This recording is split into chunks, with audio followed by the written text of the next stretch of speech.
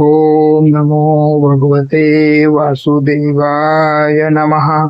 नमस्कार. आज आपण पाहूया, जावई आपल्या सासऱ्यांचे अंत्यसंस्कार करू शकतो का, याबाबत गरुड पुराणात काय सांगितले आहे. चला तर पाहूया. जय श्री हरी. हरिओम मित्रांनो, भारतीय सनातन परंपरेत अंत्यसंस्कार हे केवळ एक सामाजिक कर्तव्य नसून पितृऋण फेडण्याचा आणि मृतात्म्याला सद्गती मिळावी यासाठी केलेला धार्मिक संस्कार मानला जातो. त्यामुळे अनेकांच्या मनात प्रश्न निर्माण होतो, जर सासऱ्यांना मुलगा नसेल किंवा मुलगा उपस्थित नसेल तर जावई अंत्यसंस्कार करू शकतो का. या प्रश्नाचे उत्तर समजून घेण्यासाठी एक कथा पाहूया. कथा धर्मशील जावयाची परीक्षा. एका शांत आणि निसर्गरम्य गावात वेदशास्त्राचे महान अभ्यासक गोविंद शास्त्री राहत होते. गावातील प्रत्येक जण त्यांचा आदर करीत असे. कोणाच्या घरी पूजा असो, नामकरण असो, विवाह असो किंवा श्राद्ध कर्म, गोविंद शास्त्रींच्या सल्ल्याशिवाय कोणतेही धार्मिक कार्य पूर्ण होत नसे. परंतु त्यांच्या आयुष्यात एक वेदना होती. त्यांना मुलगा नव्हता. त्यांची एकुलती एक मुलगी गौरी होती. गोविंद शास्त्रींनी गौरीला मुलाप्रमाणे संस्कार दिले होते. तिचा विवाह त्यांनी धर्मनिष्ठ, नम्र आणि सेवाभावी युवक माधव याच्याशी केला होता. माधव जावई असला तरी गोविंद शास्त्री त्याला मुलासारखे प्रेम देत असत. माधव ही सासू सासऱ्यांची मनापासून सेवा करत असे. प्रत्येक सणाला, प्रत्येक आजारपणात आणि प्रत्येक अडचणीत तो त्यांच्यासोबत उभा राहत असे. काळ पुढे सरकत गेला. गोविंद शास्त्री वृद्ध झाले. एके दिवशी त्यांनी माधव आणि गौरीला जवळ बोलावले. ते शांत स्वरात म्हणाले, बाळांनो, या शरीराचा प्रवास आता संपत आला आहे. जीवनात केलेले प्रत्येक कर्म माणसासोबत जाते, म्हणून नेहमी धर्माचा मार्ग सोडू नका. दोघांच्याही डोळ्यात अश्रू आले. काही दिवसांनी ब्रह्म मुहूर्ताच्या शांत वेळेत गोविंद शास्त्रींनी भगवान विष्णूंचे नामस्मरण करत देह ठेवला. क्षणात संपूर्ण गावात शोककळा पसरली. घरासमोर लोकांची गर्दी जमली. पण काही वेळातच एक प्रश्न सर्वांसमोर उभा राहिला. अंत्यसंस्कार कोण करणार. एक गावकरी म्हणाला, शास्त्रींना मुलगा नव्हता, पण मुखाग्नी कोण देणार. दुसरा म्हणाला, जावई कसा देणार, तो तर दुसऱ्या गोत्रातील आहे. तिसरा म्हणाला, असे करणे योग्य नाही, गावात याची चर्चा होईल. हे सर्व ऐकून गौरीचे हृदय तुटले. ती रडत म्हणाली, माझ्या वडिलांनी आयुष्यभर धर्म शिकवला. त्यांच्या शेवटच्या प्रवासात त्यांना योग्य संस्कार मिळणार नाहीत का. माधव ही द्विधा मनस्थितीत उभा होता. त्याचे सासऱ्यांवर मुलाप्रमाणे प्रेम होते, पण धर्मांचे उल्लंघन होईल या भीतीने तो पुढे येत नव्हता. तेवढ्यात गावातील ज्येष्ठ वेदपाठी हरिदास गुरुजी तेथे आले. त्यांनी सर्वांना शांत बसायला सांगितले आणि म्हणाले, धर्माचा अर्थ केवळ नियमांचे अंधपणे पालन करणे नाही. धर्म म्हणजे योग्य वेळी योग्य कर्तव्य पार पाडणे. एक गावकरी म्हणाला, मग जावई अंत्यसंस्कार करू शकतो का. गुरुजी उत्तरले, अंत्यसंस्काराचा प्रथम अधिकार पुत्राचा मानला जातो. पण ज्या व्यक्तीला पुत्र नाही, दत्तक पुत्र नाही किंवा अधिकारी वारस उपलब्ध नाही, अशा वेळी धर्मशास्त्रे मृत व्यक्तीचे संस्कार अपूर्ण राहू देण्यात सांगत नाही. अशा परिस्थितीत योग्य नातेवाईक, कुटुंबाची संमती आणि धर्माचार्याच्या मार्गदर्शनाखाली हे कर्तव्य पार पाडू शकतो. माधव नम्रपणे म्हणाला, गुरुजी, मी हे कर्तव्य स्वार्थासाठी नाही, तर माझ्या वडिलांसमान असलेल्या सासऱ्यांप्रती कृतज्ञतेने करू इच्छितो. गुरुजींच्या चेहऱ्यावर समाधान उमटले. ते म्हणाले, जिथे प्रेम, श्रद्धा आणि कर्तव्य भावना असते, तेथेच धर्म जिवंत असतो. गौरीने अश्रूंनी भरलेल्या डोळ्यांनी मान डोलावली. यानंतर सर्व नातेवाईकांच्या संमतीने आणि वैदिक मंत्राच्या साक्षीने माधवने गोविंद शास्त्रीच्या पार्थिवाला खांदा दिला. स्मशानभूमीत पोहोचल्यानंतर गुरुजींच्या मार्गदर्शनाखाली सर्व विधी पार पडले. माधवने अत्यंत श्रद्धेने मुखाग्नी दिला. त्या क्षणी त्याच्या डोळ्यांतून अश्रू वाहत होते, पण मनात एकच भावना होती, कर्तव्य पूर्ण केल्याचे समाधान. पुढील 10 दिवस तो सर्व विधी नियमाने करत राहिला. पिंडदान, तर्पण आणि श्राद्ध कर्मही त्याने संपूर्ण श्रद्धेने पूर्ण केले. श्राद्ध संपल्यानंतर हरिदास गुरुजी म्हणाले, आज गोविंद शास्त्रींच्या आत्म्याला खरी शांती मिळाली, कारण त्यांच्या देहावर विधी झाले म्हणून नव्हे, तर ते श्रद्धा, प्रेम आणि धर्मभावनेने झाले. त्या दिवसानंतर गावातील लोकांच्या विचारात बदल झाला. त्यांना समजले की धर्माचा पाया कर्तव्य, श्रद्धा, करुणा आणि योग्य मार्गदर्शन यावर उभा आहे. कथेचा संदेश असा: अंत्यसंस्काराचा पहिला अधिकार परंपरेनुसार पुत्राचा मानला जातो. मात्र पुत्र किंवा अधिकारी वारस उपलब्ध नसल्यास मृत व्यक्तीचे संस्कार अपूर्ण राहू नयेत म्हणून धर्मशास्त्रीय परंपरेनुसार योग्य नातेवाईक, काही परिस्थितीमध्ये जावईही कुटुंबाची संमती आणि विद्वान पुरोहिताच्या मार्गदर्शनाखाली हे कर्तव्य पार पाडू शकतो.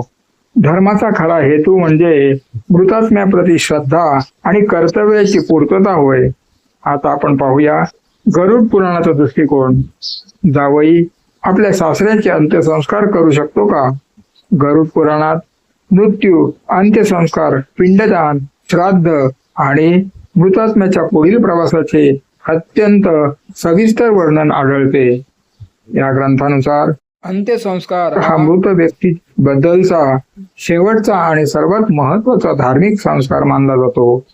गरुड पुराणात सांगितले आहे की पुत्र हा अंत्यसंस्काराचा मुख्य अधिकारी मानला जातो, कारण पुत्राने दिलेला मुखाग्नी, पिंडदान आणि श्राद्ध कर्म यामुळे मृतात्म्याच्या पुढील प्रवासात सहाय्य होते, अशी धार्मिक श्रद्धा आहे. म्हणूनच हिंदू परंपरेत मुलाला या विधींमध्ये प्रथम अधिकार दिला जातो. मात्र गरुड पुराणाचा व्यापक संदेश केवळ पुत्रानेच अंत्यसंस्कार करावेत इतकाच मर्यादित नाही. या ग्रंथात मृतदेहाचे योग्य वेळी संस्कार होणे, श्रद्धेने विधी पूर्ण करणे आणि मृतात्म्याच्या कल्याणासाठी आवश्यक कर्म करणे यावर अधिक भर दिला आहे. मृतदेह विना संस्कार राहणे योग्य मानले जात नाही. जर मृत व्यक्तीला पुत्र नसेल, दत्तक पुत्र नसेल किंवा मुख्य अधिकारी उपलब्ध नसेल तर इतर धर्मशास्त्रांमध्ये अशा परिस्थितीत योग्य नातेवाईक किंवा पात्र व्यक्तीने विधी पूर्ण करण्याची परंपरा स्वीकारली आहे. त्यामुळे प्रत्यक्ष व्यवहारात कुटुंबाची संमती आणि विद्वान पुरोहिताच्या मार्गदर्शनाखाली जावईही काही परिस्थितीमध्ये अंत्यसंस्कार करू शकतो, अशी प्रथा अनेक ठिकाणी आढळते. तथापि गरुड पुराणात जावयाने सासऱ्याचे अंत्यसंस्कार करावेत असा स्पष्ट श्लोक किंवा थेट आदेश आढळत नाही. हा निष्कर्ष गरुड पुराणासह इतर धर्मशास्त्रीय परंपरा, स्मृती ग्रंथ आणि आचारसंहितांचा एकत्रित विचार करून मांडला जातो. अंत्यसंस्काराचा प्रथम अधिकार पुत्राचा मानला जातो. गरुड पुराणात मृतात्म्याच्या योग्य संस्कारांना सर्वोच्च महत्व दिले आहे.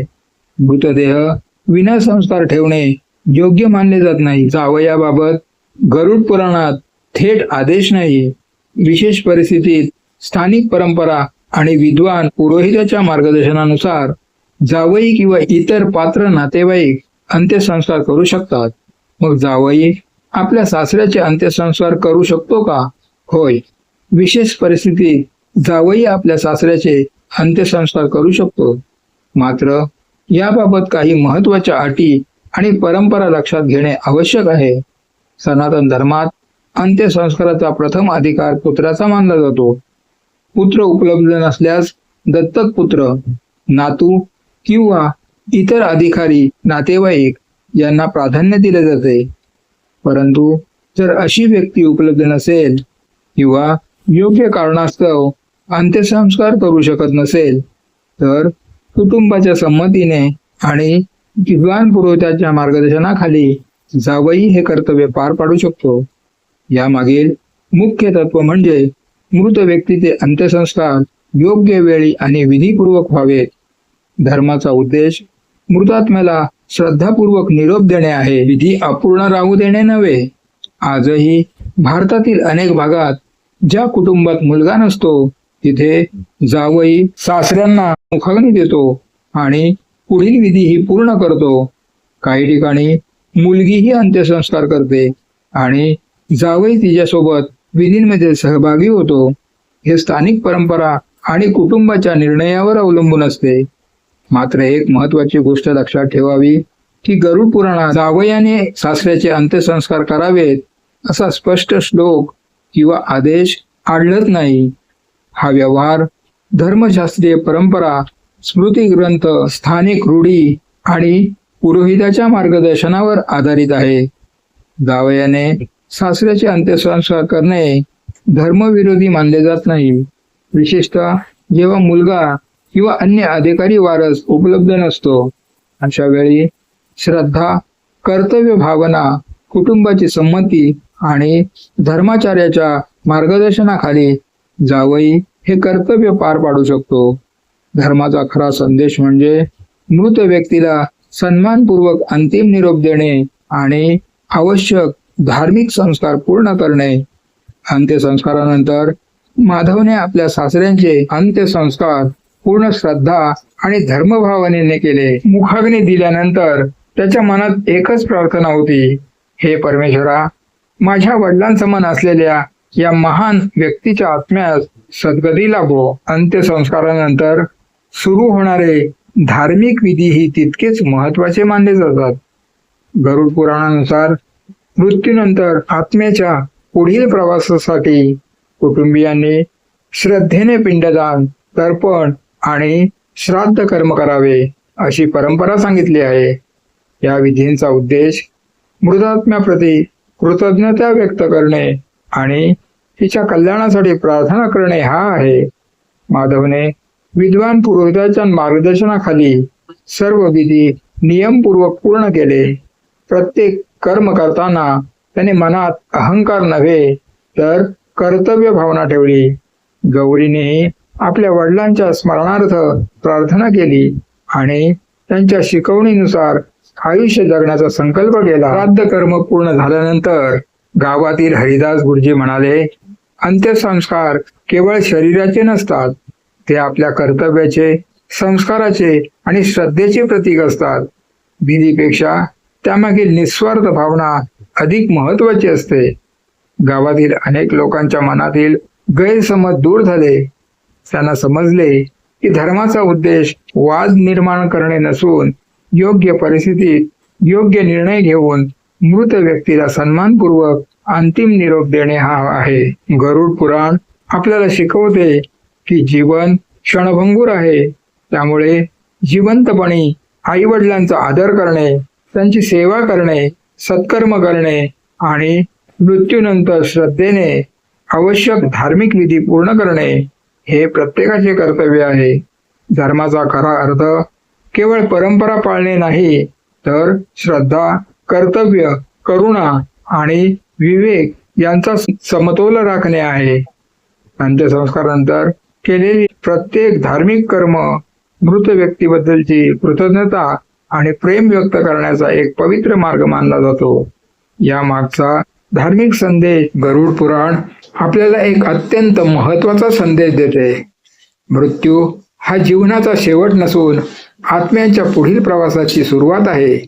त्यामुळे अंत्यसंस्कार हे केवळ सामाजिक कर्तव्य नसून मृत व्यक्तीप्रती कृतज्ञता, प्रेम आणि श्रद्धा व्यक्त करण्याचा पवित्र संस्कार आहे. या विषयातून आपण शिकतो की धर्माचा खरा आधार कर्तव्य, श्रद्धा आणि करुणा आहे. परंपरा महत्वाच्या असल्या तरी त्या माणुसकी आणि धर्मभावनेच्या विरोधात नसतात. म्हणूनच विशेष परिस्थितीत योग्य निर्णय घेणे हेच धर्माचे लक्षण मानले जाते. जर एखाद्या व्यक्तीला मुलगा नसेल किंवा अधिकारी वारस उपलब्ध नसेल तर मृत व्यक्तीचे अंत्यसंस्कार अपूर्ण राहू नयेत. अशा वेळी कुटुंबातील योग्य व्यक्तीने विद्वान पुरोहिताच्या मार्गदर्शनाखाली श्रद्धेने हे कर्तव्य पार पाडणे अधिक महत्वाचे मानले जाते. धर्माचा उद्देश वाद निर्माण करणे नसून मृत व्यक्तीला सन्मानपूर्वक अंतिम निरोप देणे हा आहे. गरुड पुराण हे देखील सांगते की मनुष्याने जिवंतपणे सत्य, दया, सेवा, दान आणि धर्माचे पालन केले पाहिजे, कारण मृत्यूनंतर मनुष्याबरोबर धन, संपत्ती किंवा मान सन्मान जात नाही, त्याच्यासोबत जातात ती त्याची कर्मे. म्हणूनच अंत्यसंस्कारा इतकेच महत्त्वाचे म्हणजे जिवंतपणी केलेले सत्कर्म. धर्म म्हणजे केवळ कठोर नियम नव्हे, तर योग्य वेळी योग्य कर्तव्य पार पाडणे. मृत व्यक्तीप्रती श्रद्धा आणि कृतज्ञता हीच सर्वात मोठी सेवा आहे. अंत्यसंस्काराचा उद्देश मृतात्म्याला सन्मानाने अंतिम निरोप देणे हा आहे. विशेष परिस्थितीत करुणा, विवेक आणि धर्मशास्त्रीय मार्गदर्शन यांचा समतोल राखणे हेच खरे धर्मपालन आहे. माणसाच्या आयुष्यातील सर्वात मोठी संपत्ती म्हणजे त्याचे सत्कर्मे आणि चांगले संस्कार आहेत. यामुळे गरुड पुराण आपल्याला शिकवते की धर्माचा खरा अर्थ विधींपेक्षा भावना, कर्तव्य आणि सत्कर्मामध्ये दडलेला आहे. गरुड पुराणाचा मूलभूत संदेश असा आहे की मृतात्म्याला योग्य संस्कार मिळणे हे सर्वात महत्त्वाचे आहे. त्यामुळे विशेष परिस्थितीत कुटुंबाची संमती आणि विद्वान पुरोहिताच्या मार्गदर्शनाखाली जावई सासऱ्याचे अंत्यसंस्कार करू शकतो, असे अनेक धर्मशास्त्रीय परंपरेमध्ये स्वीकारले गेले आहे.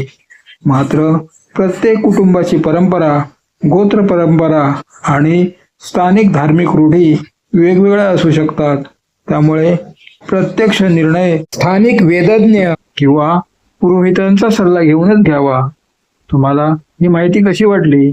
माहिती आवडल्यास लाईक करा, तुमच्या मित्र आणि कुटुंबियांसोबत शेअर करा आणि तुमच्या प्रतिक्रिया कमेंट्समध्ये नक्की कळवा. अशाच माहितीपूर्ण व्हिडिओसाठी आमच्या चॅनलला सबस्क्राईब करायला विसरू नका आणि बेल आयकॉनवर क्लिक करा, जेणेकरून तुम्हाला नवीन व्हिडिओचे नोटिफिकेशन लगेच मिळेल. जय हिंद, जय महाराष्ट्र, धन्यवाद.